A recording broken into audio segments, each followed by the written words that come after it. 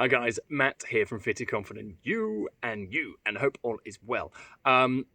Video in response to a question I asked in the private group, which was if I could wave a wand, magic wand, not just any wand, over fat loss confusion and how to really make it stick and myths out there, what would be your number one thing you'd like me to bust open? So, loads of really interesting topics and answers, so I'm going to run through them all, and I think I've covered them all off.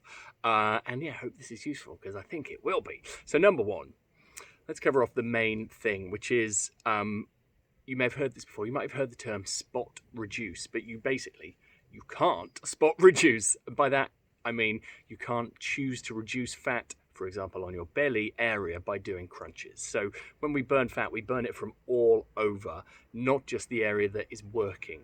So alas, core work won't burn the fat there. However, that doesn't mean you shouldn't do core work, because core work will tighten up and build core muscle and strength, which holds you all in tighter, which does give you the effect of burning the fat there to a certain extent, because it holds you in tighter. And obviously a stronger core is important because it gives you a strong back, helps reduce risk of injury, and just makes life easier because it connects your upper body and your lower body, making life, just make it easier to do stuff.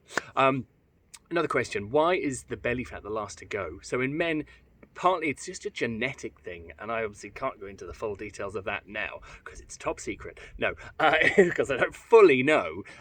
It's just, it's an evolutionary thing. Partly also, we store the most fat there though, because we've got all our internal organs there, so they need protecting. It's also why a strong core is important.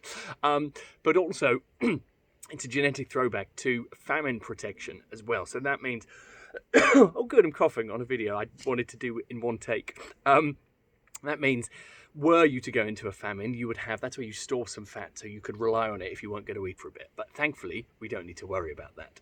And also, why does it seem like it's the last to go? Well, also, it's your biggest area, your thickest area. So, of course, proportionally, there's more to lose there. So it's going to take time to reduce it versus on a calf, for example, where not that much fat is stored. Another question, what do I eat when my activity levels are low? And the thing is, that isn't necessarily the right question to be asking, because that just shows you're coming at it from the wrong point. Because all you need to know, well, the science of fat loss is burn more calories than you eat, you will be in a calorie deficit and burn the fat that you're using on top of what you're eating.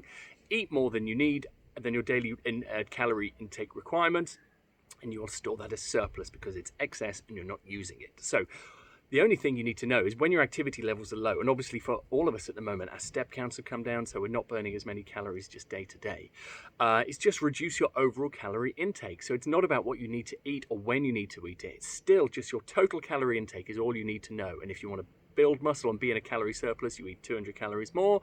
And if you want to burn fat and be in a calorie deficit, you do 200 calories less. That's it.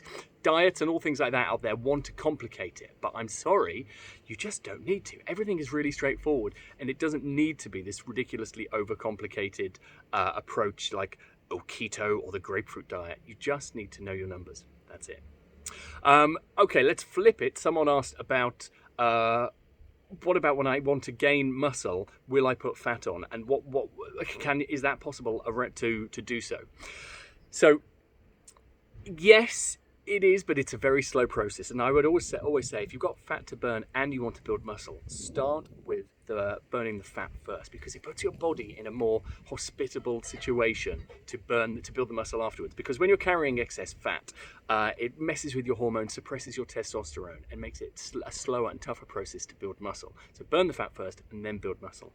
But one thing you do need to get comfortable with if you are in a calorie surplus is that you will put on fat to a certain extent. Now, we can balance your macros and get you as tight on your nutrition as possible, but the sheer fact of being in a calorie surplus means the body does have more than it needs. And obviously, if you are doing heavy resistance workouts that you're pushing yourself with, and like keeping high protein, high carbs, low fat is generally the approved way to build predominantly muscle, you're still going to put some fat on, and you just have to get comfortable with that, which I know is a weird thing for a PT to say, and also because society praises skinny people and people on diets. But the thing is, it doesn't matter if you put some fat on. We can burn it off again, but you need to be in that calorie surplus to be fueling your muscles fueling your body for more than just maintenance, fueling your body for muscle growth.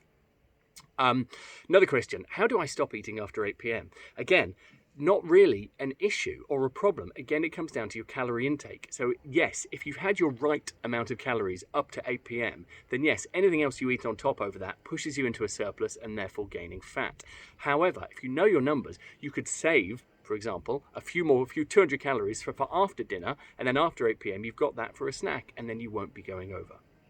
So it's all just about sort of balancing your numbers and just knowing roughly what the right amount is for you. Mindset question. Guy said, I've lost loads of fat. I still see and feel myself as larger, or the larger friend. So for that, you've got to look back and you've got to celebrate what you've done. So first of all, this is why I always suggest taking progress pics. So you can put pictures of you next to each other, because, you know, your brain will be like, oh yeah, I mean, am I still overweight, or am I still carrying more fat than I need? Have I made any progress? When you look at pictures next to each other, of course you can have, and you can see it. Plus you can celebrate it.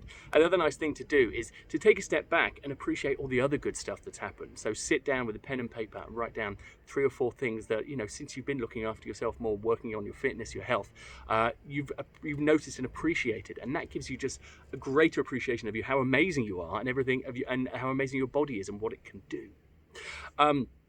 Another question, this is really interesting. Someone said, if I'm burning fat but not sweating, well, what's the difference between burning fat and sweating?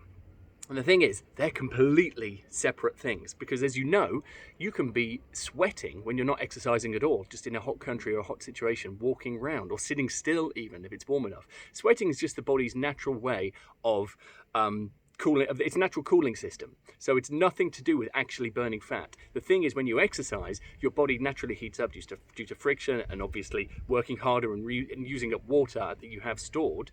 So that's why you sweat at the same time, but just because you're doing one doesn't mean you're doing the other, and vice versa. So just forget about how much you're sweating, focus on the energy output, focus on just doing good workouts, and taking it from there, basically. And also with the workouts, focus on making sure that you're focusing on building strength, fitness, health, speed, how high you can jump, and keep separate anything to do with burning calories, because they're completely separate items. Almost there. Here we go. Why does fat come back quicker than we lose it? And the thing is, it doesn't. It's just the perspective of if we feel that like the burning the fat is a chore or something we don't enjoy, we will focus on like in a way it comes down to time being relative. Like doing things we don't enjoy, things always take longer. Doing things we do enjoy go quicker. Like when you spend time with someone you like versus someone whom you don't like, the time can drag or the time flies by. So it's partly to do with proportionally. Also, however, we might be in that mindset of I've done so well, I'm now going to treat myself, and then just the treat spiral out of control. So if you were dieting as much, or not dieting, staying in a calorie surplus as much beforehand as after, and then you flip it to be like 200 calories before, 200 calories under, and then afterwards you're 200 calories over, then it has to increase just at the same amount that it decreased. However, it's just that, you know, life isn't a constant. This isn't an experiment. There are so many variables on us, and focusing on the negative effect or the negative side of like losing weight or losing fat often feels like a negative thing to be doing. That's why it feels like it's taking longer versus afterwards when we feel like we put it back on. But in reality, you won't have, but you may well have been eating more and treating yourself more. So there we go. Loads and loads of hopefully fat myths busted. So therefore we'll call this section Myth World. And anything else I can help with, let me know. Cheers, guys.